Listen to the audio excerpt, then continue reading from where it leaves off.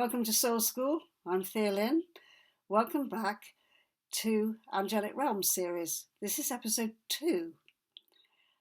I don't know how many episodes there will be because this is a very big topic, but we'll see how we go. So I promised in episode 2 that I would start talking about what an angel is. And that is a very big topic in itself. Let's start as simply as possible. So in the Western tradition, and we'll talk about other traditions at a later stage, but in the Western tradition, we have this word angel, which comes from the Greek angelos, meaning a messenger. And even in the Hebrew Bible, the word melech, which is translated as angel, is also a messenger.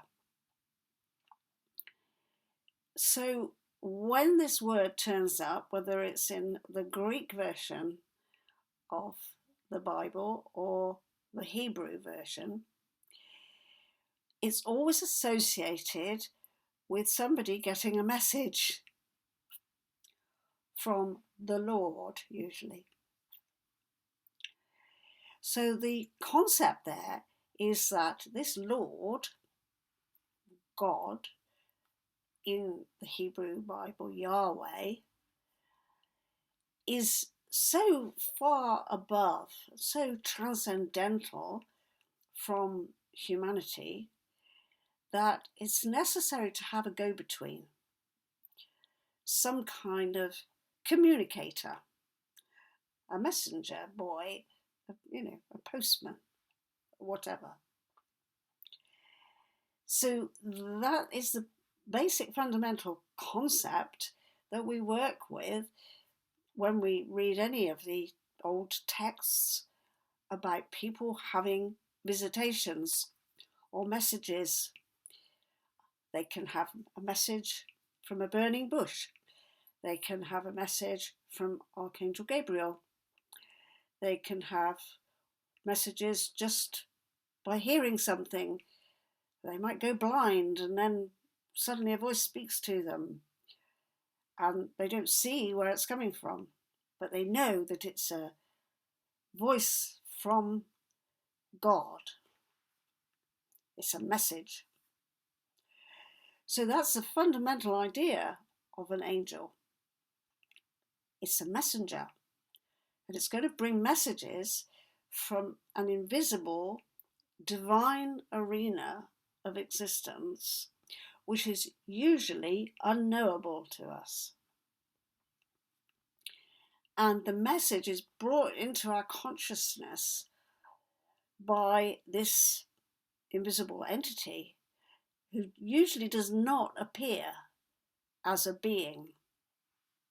There are lots of stories where humans have an interaction with what appears to be an ordinary human being, and then later they realise, well, that wasn't a human, that was something else. So we do have these stories that the messenger may not just be a voice floating in the air, but can appear to be something quite solid.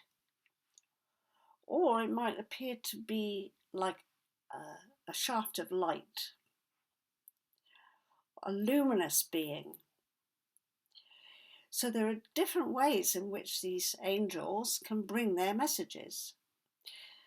But that's what they do, that's what they are. And of course there are different kinds of angels, and the way that they might communicate would differ. They might be a really abstract experience, or it might be a really clear command, like, for example, Muhammad was visited by the Archangel Gabriel, who said, recite. And then the Quran arrived for Muhammad to transmit to people. Gabriel also appeared to Mary and said, you're going to have this baby, Jesus. And he appeared to another woman at the same time, Elizabeth, and she was going to have a baby as well, who was John the Baptist. So the angels seem to turn up when some kind of shift of consciousness happens, and that shift for that individual person often has something to do with a change in the way human consciousness generally is going to unfold. Because if you think about the examples I've just mentioned, then when we have Mary or Muhammad or Moses and his bush, those stories have gone down in history because it's a turning point historically, because what happens after that is something pretty monumental as far as human spirituality is concerned. But nonetheless, most of us every day aren't going to have those kind of historically changing visitations from an angel. And, so we don't have to be too anxious about that.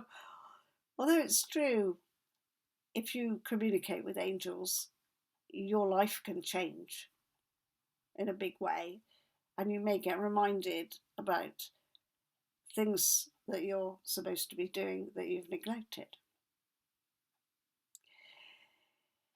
So that's the idea of an angel, the concept, basically, that it's going to bring a message from the divine realm into the everyday realm, so that the everyday person gets to understand something that they didn't understand already, something new, something potentially shattering, in the way that you might think of in the tarot when you get the Tower card.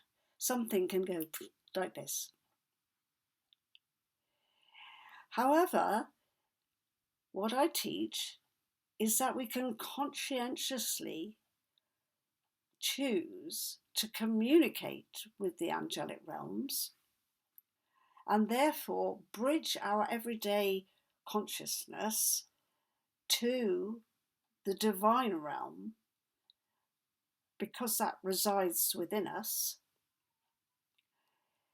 And when we do that, we open the channel for communications to happen in a way that's perhaps a bit more measured, that's not just going to knock us off our everyday understanding of what our lives are about. We can focus our inner attention on unraveling what our life's purpose should be about.